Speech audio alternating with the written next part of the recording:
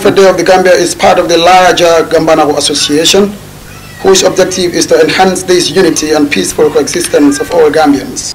Gambana Association steps in the fight against modern slavery in rural Gambia, calls on government to step up.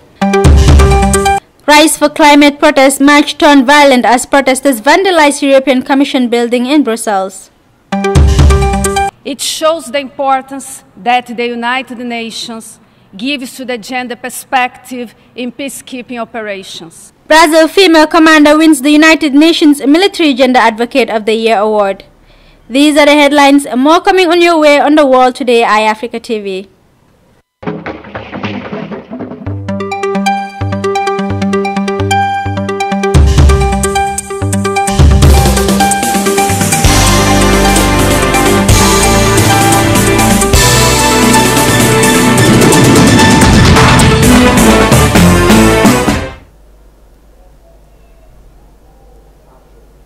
It's 10:30 p.m. in Istanbul, 11:30 a.m. in Washington State, 19:30 GMT here in the Gambia. You're watching the World Today Evening Bulletin. We now kick off with our first story.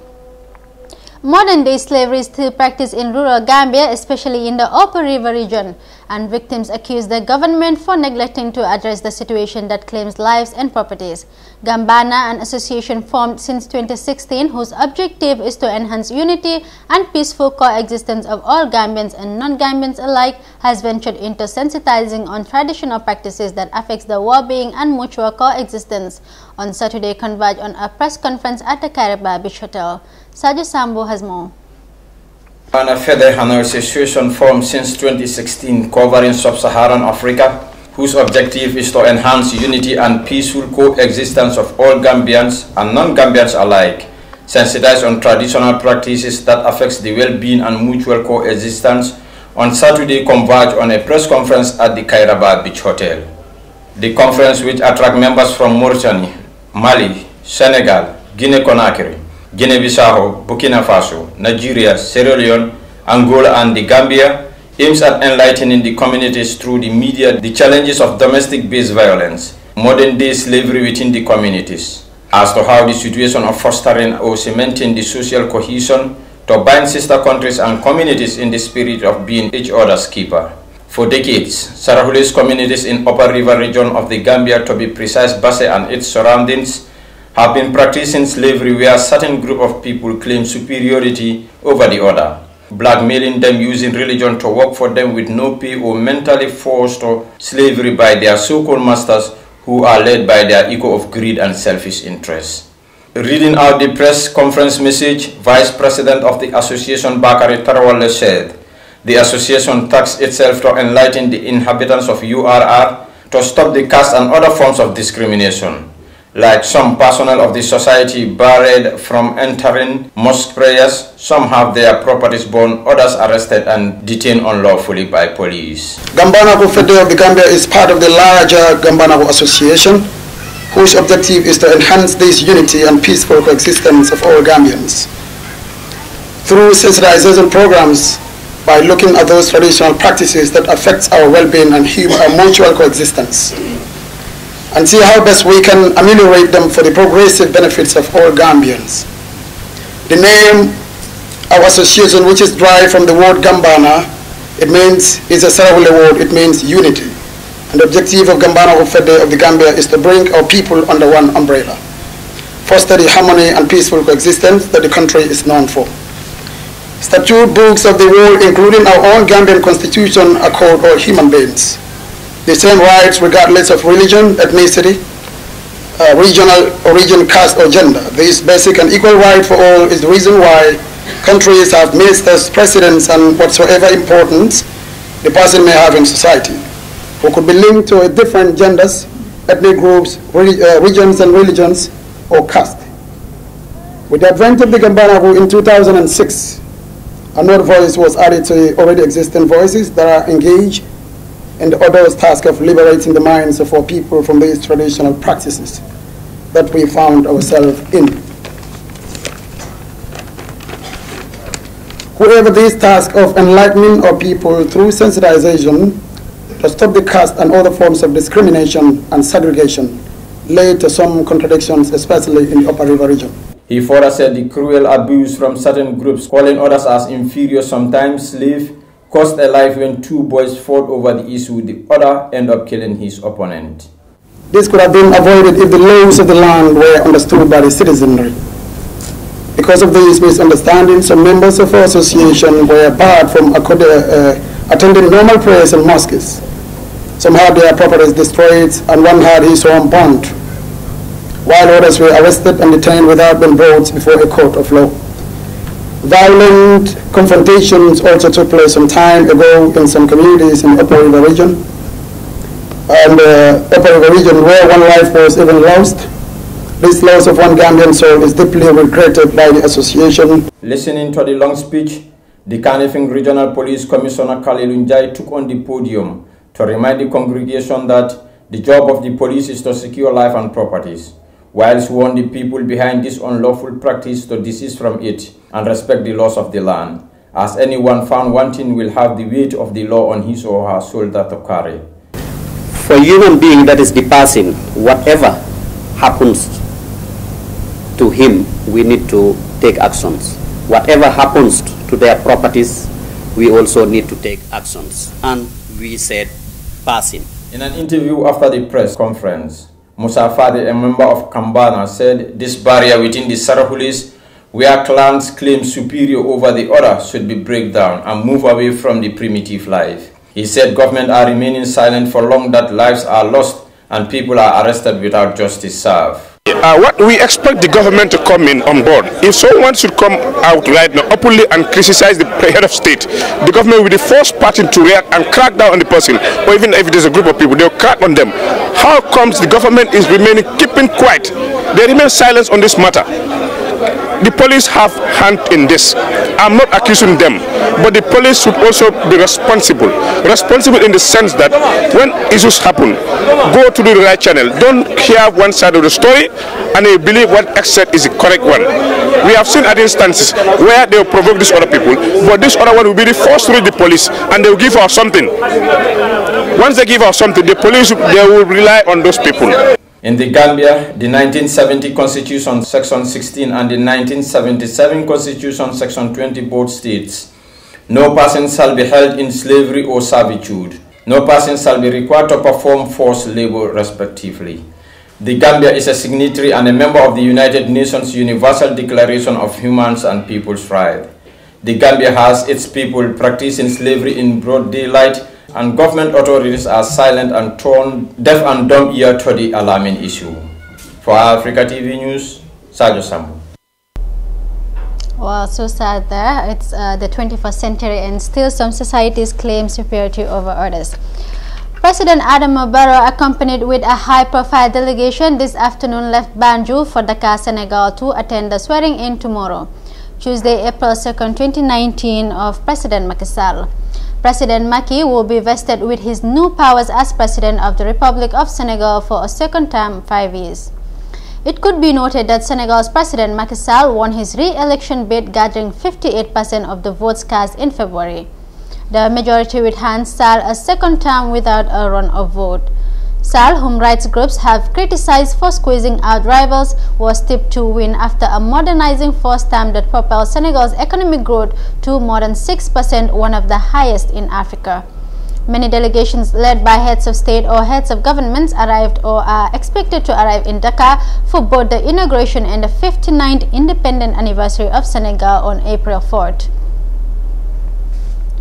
The Turkish local elections were held yesterday throughout the 81 provinces of Turkey. A total of 30 metropolitan and 1,351 district municipal mayors, alongside 1,251 provincial and 20,500 municipal councillors were elected. The Governing Justice and Development Party (AKP) and the Nationalist Movement Party (MHP) contested the elections in many provinces under a joint People's Alliance. Al-Hassan Sise has more. The Turkish nation has made the ruling Justice and Development Party winner of 15 consecutive elections, President Recep Tayyip Erdogan said early Monday. Erdogan said 56% of municipalities in Turkey will be run by AK party in an address to the nation from the balcony of his party headquarters in capital Ankara after Sunday's local election victory. I would like to thank all my citizens, especially our Kurdish brothers, for showing sensitivity towards the issue of survival, he said. Turkey's ruling party is leading the local elections with 16 metropolitan municipalities and 24 cities claimed by AK party candidates, according to unofficial results. Mansour Yavas, the candidate of the main opposition Republican People's Party and EU party, has emerged as the winner of the March 31st local elections in Ankara, becoming the capital city's new mayor with nearly 2 percentage points ahead of his rival. According to unofficial figures, the CHP has ousted the ruling party from the post after 25 years with 49.75% of the ballots. All eyes were on Ankara along with Istanbul, Izmir, Bursa, Antalya and Adana during the local elections, having become a tight race and an intense battlefield during the election campaign.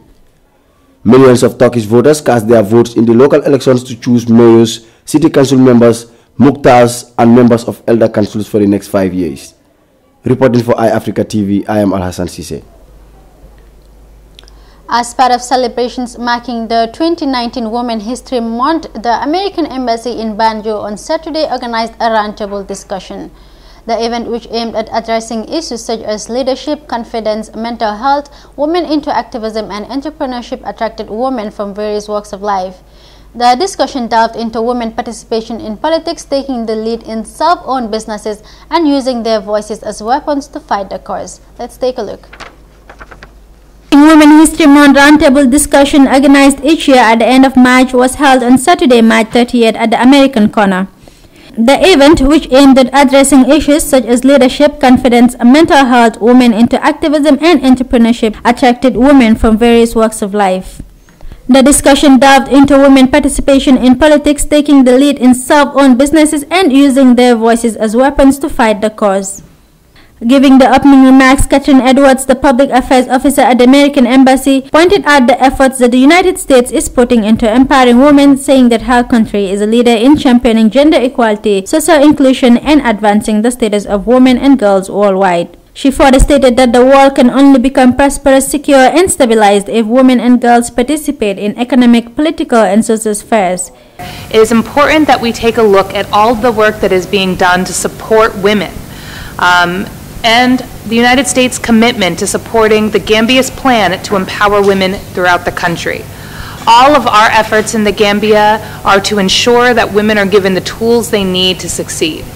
The United States is a leader in championing gender equality, social inclusion, and advancing the status of women and girls globally. This is one of our country's key foreign policy priorities. Global prosperity, security, and stability cannot be achieved without the full participation of women and girls in economic, social, and political spheres. We know that societies that empower women to participate fully in the civic and economic life are more prosperous and peaceful. Women entrepreneurship dominated the roundtable discussion, as so many women want to be involved but lack the capacity and don't know where to begin. Fanta Kaba Jawara, a final-year law student at the University of the Gambia and young entrepreneur, proprietor of Fanta's Cupcakes, while sharing her view on entrepreneurship, urged women to participate in capacity-building trainings and workshops to give them a broad idea of the concept. Training is very important. Capacity building is very important, and I think that really helped me when I started my business.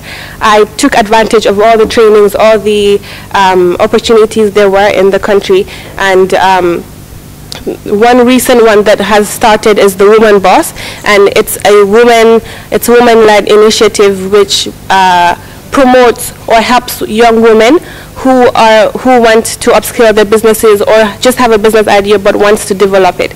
So the Woman Boss really helps you to develop your business skills, and I think that's very, very important to everyone who wants to start a business. You need to be able to run the business. It's not just about the name of having a business.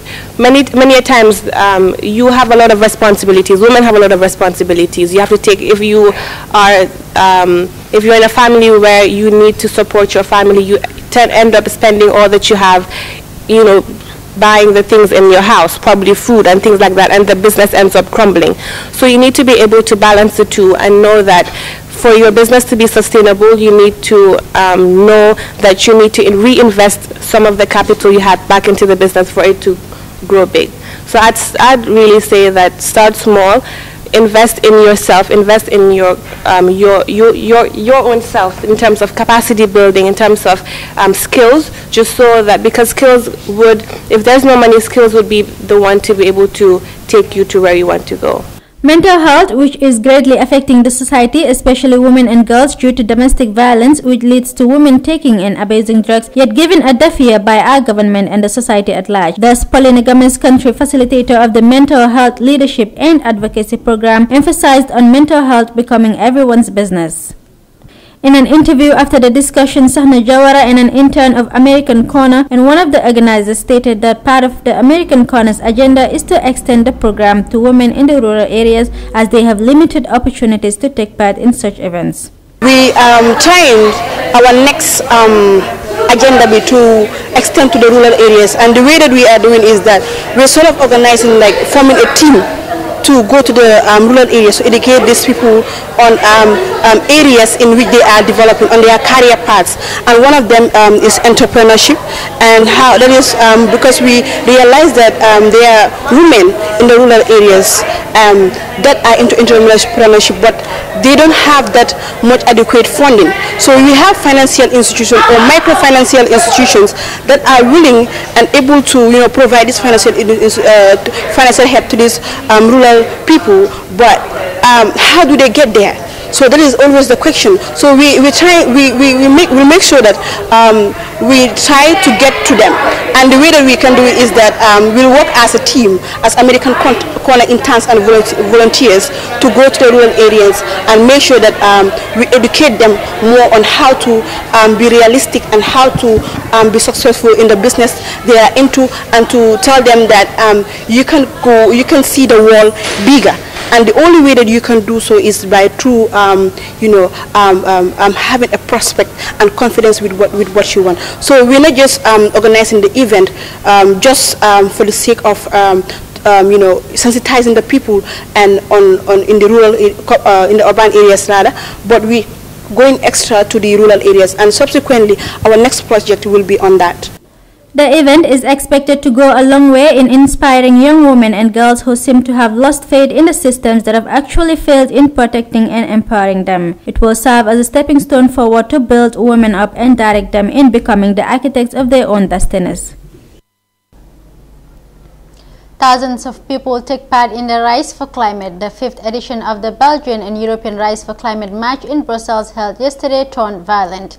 An estimated 70 protesters were arrested after a European Commission building was vandalized in Belgium by protesters.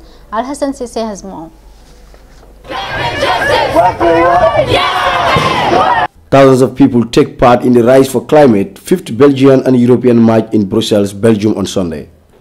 The demonstrators met at the Gare du Nord and marched toward the Cinquantenaire Park. Music was provided by the Charlotte and by Camara, two artists committed to the cause. Various groups were asked to provide testimonies, points for reflection, and discuss concrete eco-friendly solutions for a fair and sustainable ecological transition. A Solutions Village House NGO and Environmental Association information stands. These organizations want to put pressure on politicians to do something about the urgent climate situation. Our political system is under the influence of a fossil fuel lobby and around 100 multinationals who are responsible for 70% of greenhouse gas emissions, says Pasco Sabido. Mr. Sabido is a researcher and campaign head for the Corporate Europe Observatory. Meanwhile, the protest march turned violent as protesters vandalized European Commission building in Brussels. Police said an estimated 70 protesters were arrested after a European Commission building was vandalized in Belgium on Sunday. The incident occurred during the Rise for Climate March, which saw thousands of demonstrators trekking to the streets to urge politicians to take action against climate change. As the march passed a European Commission building, several masked protesters threw objects which smashed the windows. Reporting for iAfrica TV, I am Al-Hassan Sisse. Coming up after the break, United Nations Secretary Antonio Guterres has told the Security Council member states that investing in peace in Mali is investing in global security.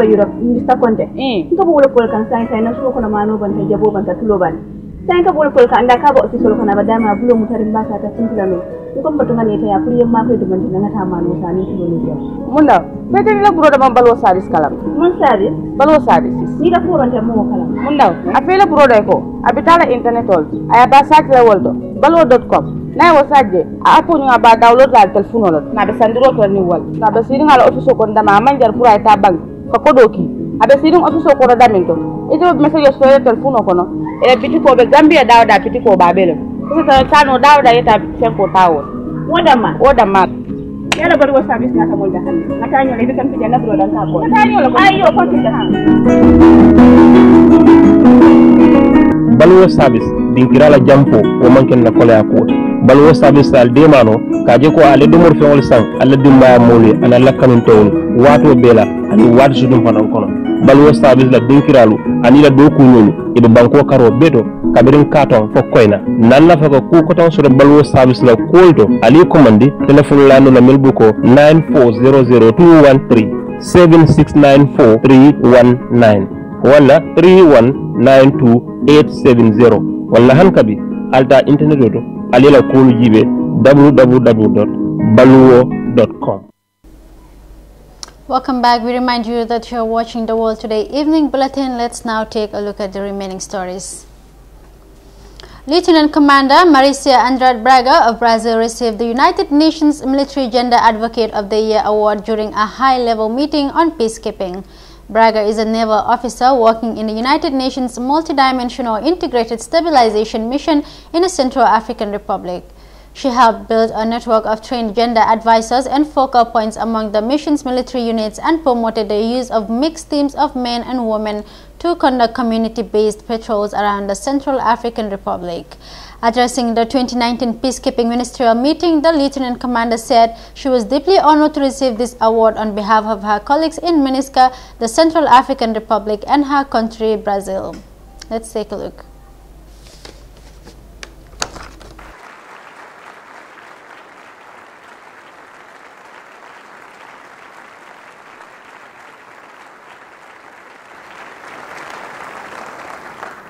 I'm deeply honored to receive this award on behalf of my colleagues in MINUSCA, the Central African Republic, and my country, Brazil. It shows the importance that the United Nations gives to the gender perspective in peacekeeping operations.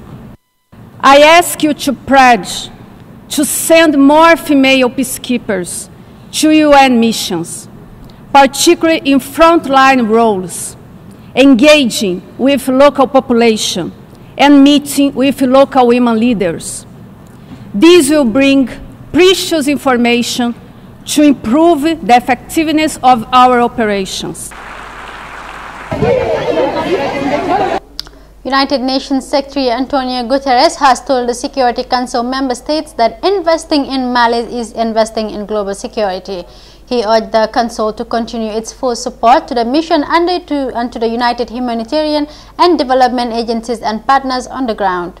Addressing the Security Council today, Secretary General Antonio Guterres noted that he was appalled by the recent upsurge in violence in central Mali, particularly the killing of at least 160 civilians last weekend in Ouagadougou village in Mopti region. While the security situation is deteriorating, there have been some important steps in the past 6 months towards accelerating implementation of the Peace and Reconciliation Agreement in Mali.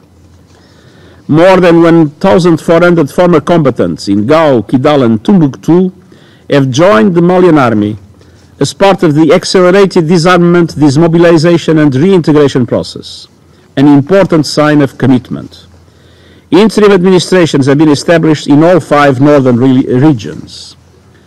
Discussions on enhancing the participation of women in the peace process are underway. And the government has launched a comprehensive political and administrative reform process, laying the groundwork for dialogue on how Mali's institutions can best serve the interests of its people. I encourage the government to promote reconciliation and intercommunal dialogue aimed at inclusivity, strengthening resilience, and creating social cohesion from the ground up. I welcome efforts by the government to make this process as broad as possible by including political leaders from across the spectrum, the signatory movements and armed groups, experts and members of civil society. The recent meetings initiated by President Keita with the leaders of the democratic opposition, including Soumaïla Cissé, show a willingness on both sides to rise beyond partisan politics and support the reforms. I urge all Malian parties to redouble their efforts, address differences through dialogue, and listen to the voices of the Malian people so that these gains are irreversible. And I also urge the international community to continue its support. Excellencies, while we must do more to support the Malian authorities and improve security across the whole country, military approaches alone will not resolve Mali's challenges. We can only prevent increased violence and instability by tackling root causes: poverty, climate change and competition for resources, and the development and lack of opportunities for young people. Some 2.4 million people need food assistance in Mali. There are just 3 health workers per 10,000 people in the north and central regions. And more than 800 schools are closed and nearly 250,000 children have no access to education. MINUSMA and United Nations agencies, funds and programs have now adopted an integrated strategic framework that will help to prioritize tasks and define responsibilities to support broader and long-term sustaining peace efforts by the Malian government. There are several important international initiatives underway, including the Sahel Alliance, launched by France, Germany and the European Union, which aims to invest 9 billion euros across the region by 2022. Well, viewers, that's all we have for you on the World Today Evening Bulletin. For more on these and other stories, kindly log on to our website, iafrica.tv. I am Fatmata Jaju. Bye for now.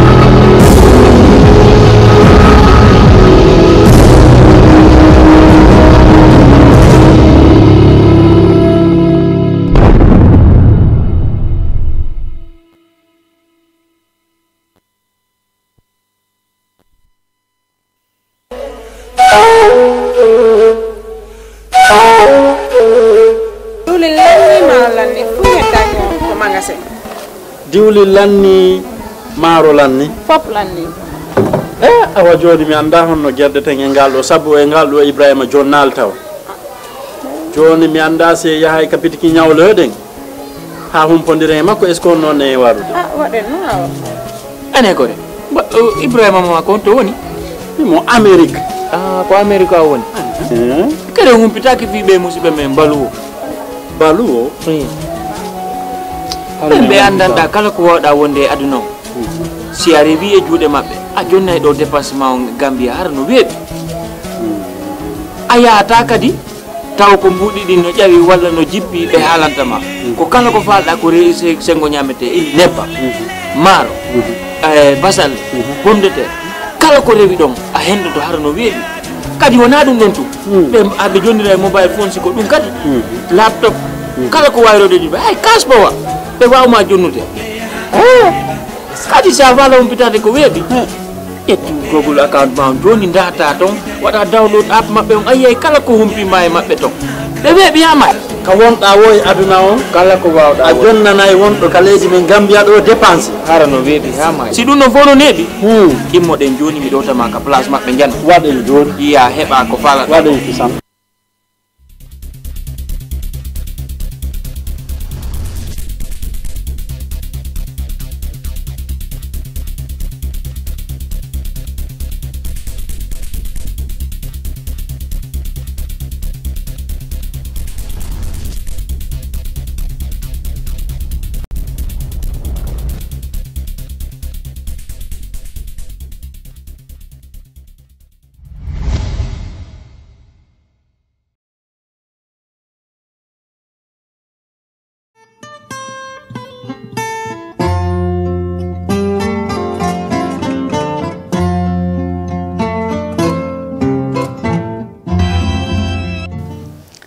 Fear over electoral rigging rocks Zimbabwe as the country. Yesterday, after listening to Prime Minister May's assessment of the state of the negotiations,